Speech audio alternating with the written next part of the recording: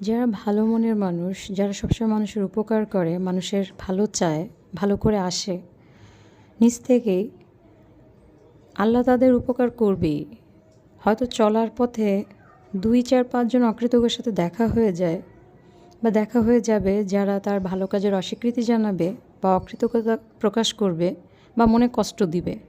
কিন্তু পরবর্তীতে আরও ১০০ ভালো মানুষের সাথে দেখা হবে যারা অনায়াসে তার ভালো কাজে স্বীকৃতি জানাবে, কৃতজ্ঞতা স্বীকার করবে। এজন্য মানুষের উপকার করতেই হবে। যতই মানুষ অকৃতজ্ঞ হোক না কেন বা দুনিয়া উল্টে যাক না কেন যে মানুষ অকৃতজ্ঞ হয়ে গেছে, মানুষ এখন আর মানুষের উপকারী স্বীকার করে না, তাই বলে যে পিছনে হটতে হবে, মানুষকে সাহায্য করা যাবে না, উপকার করা যাবে না, উপকার করলেই ওই যে একটা কথা আছে বাঁশ খেতে হয়, এমনটা না। হয়তো সাময়িক হয়, এটা সত্যি যে কষ্ট পেতে হয় বা কিছু কিছু মানুষ অস্বীকার করে, এমন অনেক মানুষ আছে।